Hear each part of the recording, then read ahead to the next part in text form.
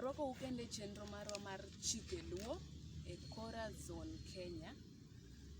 Wadhi mbele gi topic wa mar mwandu. Koro wabo chake gi ere kaka ng'ato nyalo ng'eyo, ere kaka ng'ato nyalo rito mwandu ma en.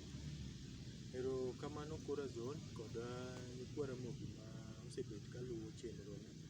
Ang'e ni jogo mane oluwowa ne en wach ma mwandu part 1 koro mae mar ariyo. Koro penjo no inyalo nuoyo maber kendo duogo winjo maber. Ere kaka ng'ato nyalo rito mwandu?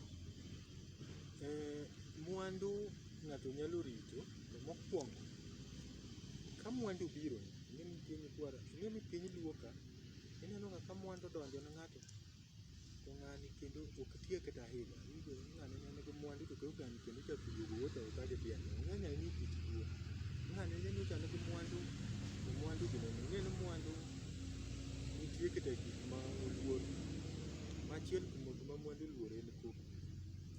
Ing'e ni kata kidhi kuonde ma iwacho ni koro jopesa odakie inwang'o ka winyo ma ywak tek mondo iwinje ginene koko. Koro rito mwandu mokwongo mondo irit gimo nyaka ing'e kuma gino ae. To mwandu ma an go ni wakure ing'e ni piny luo nitie mwandu ma Nyasaye omiyi nikech wasewacho ni mwandu gin nyithindo. Koro kisebet gi nyithindo koro nyithindo ga ma mwandu bet kuom. Koro nyithindwa masani ing'e ni ng'ato samoro nyalo ga paro ni tija matek emomiyo an gi mwandu. To anyalo nyiso Nyukwara Mogi ni tich matek be king'i matut ok kel mwandu. Nikech weg mwandu gi ing'e ni kata ka Kisumo ka weg mwandu gi ing'e ni samoro en kata ka Dunga Beach omadho juice ne moro to joka mati matek kama wacho ni kawuono to jaduong' kawuono to yiewa ni osuo wayie ayie otieno mangima to onge gima wayudo. Eti ing'e ni gineno ni nyaka uti matek. Koro ing'e ni joma ti matek gin kaka iwinjo kawacho ni tich matek ema kelo mwandu. En ngero lakini king'iye matut inwang'o ka joma tiyo matek gitiyo ga ne weg mwandu. Wuon mwandu to bet abeta en owachona ni to meli no pok ogowo gi fertilizer go ji dwaro keto top yore. Koro mwandu owuon king'iye matut Nyasaye keto e lwet ng'ato to gi gimomiyo. Nitie mwandu ma Nyasaye omiyi mondo igol go dhier ma dalau. Kanyo adwa ni Nyukwara Mogi owinji. Dalau nochaga koro Nyasaye oneno noket mwandu kuomi igol go dhier ma dalau. Tiyudo ka nitie jomoko ma ka mwandu omiye to koro oringo dhi nyiewo lowo kamoro. Anyuola kwacho jogo chande. Koro ing'e ni nyaka ikwong ing'e ni to mwandu momiya ni omiya ni mondo agol go dhier mani odwa, mwandu ni omiya ni agol go dhier ma dalawa koso omiya ni agol go dhier mani gweng'. Samoro Nyukwara Mogi nyalo dwaro ng'eyo ni ere kaka dang'e ni mwandu momiya ni agol go dhier ma dalawa. Ikwong ing'iyo kaka jou ne chalo. Ok ing'iyo sombi ing'e ni nasomo un kanidwa ni udhi skul to ok udwa gini somba momiyo ok kamano. Nitie jomoko mang'eny mosomo to gionge tich. Koro kaninyisi ni to in in go koro kaninyisi ni no gini adier momiya go to tich matini be nitie jomosomo moloya to onge kode. Gini nigi wach. Koro samoro omiyi koro ing'iyo kineno ka dalau ne chandre to en ting'o go jou mano inyalo rite. Nikech koro itiyo kode kaluwore kod dwaro mar ng'amomiyi ma gin juogi. Wan ing'e ni wan iluo to wawacho ni juogi mokelni. Nitie moro ma be omiyi ma dalau. Dalau ne en ga kamoro ma kata ka mneme nokayo ng'ato e center tipenje ni idhi Komolo, Komolo mong'e ga ni mneme nitie. Koro omiyi mondo iting' go jo Komolo malo mondo nying Nyasaye oyud duong' ni dala mane ji ochayo ga cha tinde mwandu donje. Iyudo ka joma sani koyude to ng'wech. En koro odhi onyiewo lowo piny mondo dalawa go thaga. Koneno sim to owacho jogi thago ji jogi kwacho.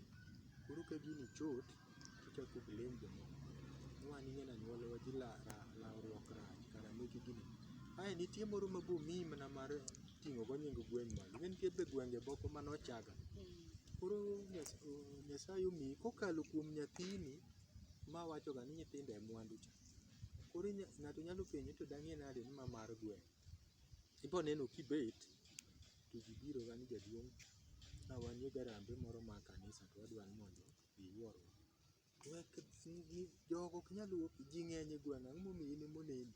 Jogo obet piny bong'e ni in koro ok itamri. Koro koluongi ginene mag gweng' go tibende idhiga itimo. Koro ing'eni iyudo ka chako yaro badi. Koro iyudo ka joka kata ka yamo owalo kanisa to chuno ni kanisa no nyaka bi gere. Koro ing'iyo jok manie gweng' tineno ka ng'ato ochopo gi kadi wega tamri nikech ging'eyo ni in go in ok inyal ng'eri but jok ong'e ni in. Koro kamano e kaka ginene mar mwandu no ng'ato nyalo riti. Kwadok kar mwandu ka, iyudo ka thoth ji sani paro ni mwandu no okel gi ji. Ginene no jin koro en juogi. Koro wan joluo wan kod juogi ma mawa makelo mwandu. Mwandu juogi to ema kelo. Juogi go to gin chunje jowa mane osetho tochako chier kodwa. Gin ema Nyasaye ong'eyo go. Nikech en ema osedhi kuom Nyasaye bong'eyo. Koro chunje jowa go ema kelo mwandu. To jamoro ng'ato nyalo wacho ni gik miwacho go mago ok gin. Koro wachak waduoke yore mege yiend nyaluo. Ing'e ni joma notho ka gin ema gioro ga lek. Ka tuo moro obiro kata ka sani bed ni gilure kod kaka juogi ne dwaro. Tuoche ka mag kansa gin bogi. Nikech iyudo ka ng'ato oseleko ni dhi ng'wed it budho mondo iswag. Iwir go nyathino ibiro neno kogendo. To ka ng'ano be ong'wedo it budho biro wiro go tineno ka gigo timre nade. Gigo orumo. Koro yiend nyaluo te juogi go ema nokelo. Koro ka juogi go ne nyalo kelo yien machiedho dhano, juogi go ema kelo mwandu. Koro gin mwandu ibiro yudo ka kamibetie kata kijajua kali igedo ga. To juogi go en kamibetie mipa apaka ng'ato goni simu.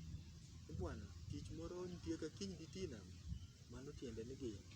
To kok gidwa to tijno goni to kendo bang'e seche go simbi olwar piny. Ing'e ni juogi kok dwa ni gino to simbi no nindo olwar ni to simu okethre. Koro sami manyi ga tiji cha to pingi. Koro kendo ng'ama chielo ni imanyo. Koro mwandu ma jin kelo gibende gintie kik ng'ato wach ga ni gigo onge. But jin gin juogi mak mawa. Koro gin gitiyo kod remo. To mawa to misengni mag juogi go ok ti gi remo mar dhano. Gin ging'eny mana e jamni, lee, gik aina. To ng'ama nigi jin en juogi ma wendo. Koro inyalo yudo ni nende ka remo kata samoro gedo ga tiyudo ka ng'ani ogedo ga kata e bath ndara. To diere ma ode no ochung', diere ma chiemo apiko ogoye ng'ato e ndara kanyo ma remo miele to kiny ineno ka ode ni sudo. Matiende ni koro chunje ka kendo yawone. Iwinjo ka ng'ato wacho ni bwana nyocha pesi mane an go siling' 100,000 to asebudho mos ya kawuono tachuli. Tiende ni chunje ka koro mor nosetimne kaka gidwaro. Koro giyawo yuto mege. Juogi mag luo bende gibende nitie seche moko ma gimiyi mwandu kaka koro ineno wakelo cha. Koro Nyasaye omiye mwandu nikech ng'ani notiyo ni Nyasaye maber koro otho. Koro Nyasaye neno ni ng'ata ni nitina maber nyaka ting'e kare kanyo. Koro en ema komiye to en ema oting'o go anyuola. Koro gigi jomoko nitie joma riek mong'e kaka iloso juogi. Achiel kuom gima miyo yore ng'ato yawre en sawo. Ka ng'ato otho idwaro gimoro titimo sape. Kitimo atima sawo ni to nyaka ine lokruok mantie. Koro juok wantiere e jowa gi ing'eni bong'e kaka chiero juogi. Iwinjo ka ng'ato wacho Disemba ka joma nigi juogi maricho miwacho mag jin go be timo mag gi. To mawa bende timo. To kata jo Kristo bende timo margi. Iyudo ka tarik 25 dhano yang' ma dhano chiemo e wach mar Krismas. Koro kamano e kaka pogruok nitie e kind juogi mar jin gi mar jaluo. Juogi ma wendo en itiyo gi remo. Nwang'o ka kamo ginene nende accident otimre remb ji ochwer. But mawa to en itime mana kod le gi jamni gi joka winy. Matin koro watemo wacho ni jin margi en mana remb dhano, but juogi ma ji paroga ni en jin kata jachien, en otiyo mana gi le. Juogi mar luo gin itimo ni misango kod le gi jamni. Ka kwe onge kind ng'ama dhako gi dichuo ka gidak e ot, nikech waseyudo ni mwandu to gin nyithindo, koro kwe onge kanyo, tiwacho ni gima mondo itim mondo juogi okonyi dak gi kwe, dhi nyuom dhakono, koro iwuok idhi itero jamni kocha, koro koter jamni kocha tibulo gweno, koro gweno mobulga ma or cha, rembe juogi chamo, mag jothurgi dhako gi mag ginene gi jothurgi dichuo. Then tok nyombo kanyo kokiduogo tiyudo ka kendo yoreni oyawre. Matiende ni mano mar juogi mamao. To mamokogi tiyudo ka nitie kaka mwandu ikelo kendo bende nyathini moro iyude kolao moro wuok e dhoge, en nyathi mo magalagala. Koro dong ineno ka ento misangni ne dok korka dhano. Iyudo ka ng'ani orocho ji kati ginene. Koro anyuola kiyudo nyaka ji chal mana jomoran oran, to en todhi maber.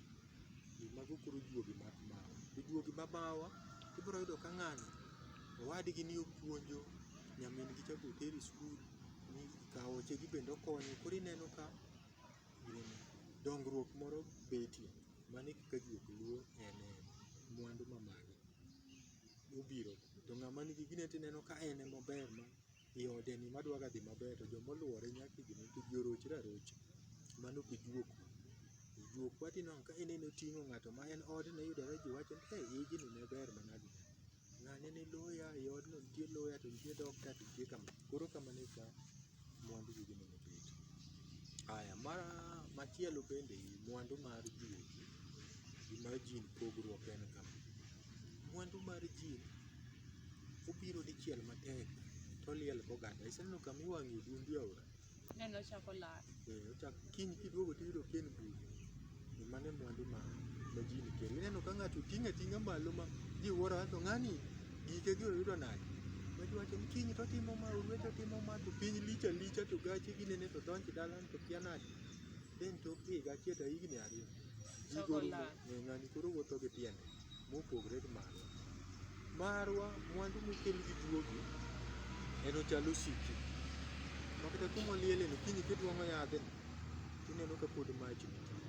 Kendo en mwandu ma ng'ani ginene to dong' kod nyikwaye. Nyithinde chamo nyaka nyikwaye. Koro kurite kaka wawacho rito mwandu cha, oti kode e yo maber, to gino bet abeta ma koro ong'ega ng'ani e dala ma ka ng'ani en to mwandu niga ti.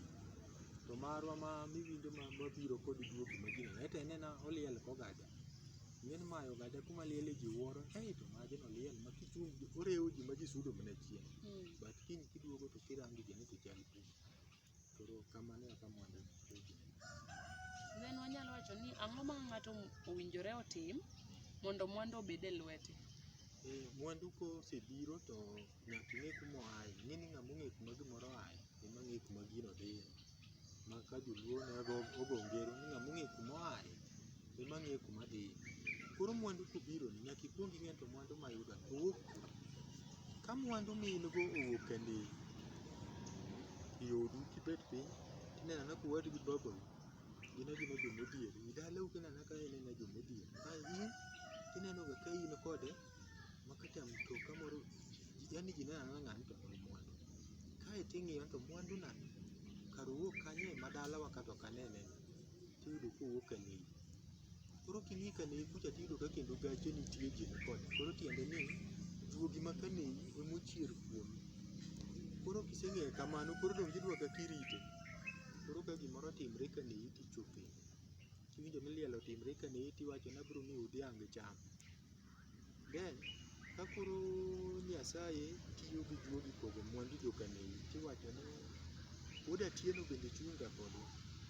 Bende oterne mane. Koro ing'e ni sama okelni ni tiende ni macha en mwandu ma juogo opando ka mugogo. Koro iwinjo ga ni dalano to mugogo moro tek ga. Tiende ni koro iseng'e kuma oaye. Koro ka gima otimre titero kocha.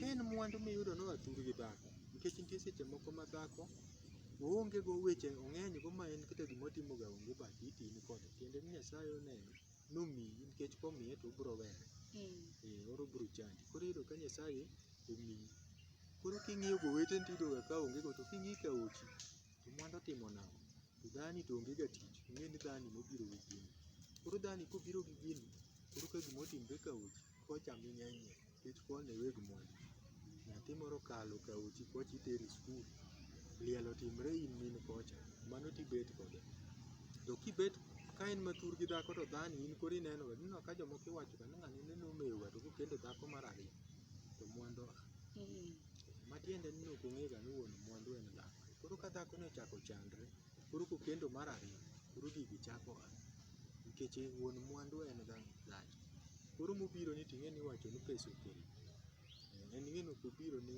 en obiro nikech ong'e ni gik to okia ni mtokni ma in go gin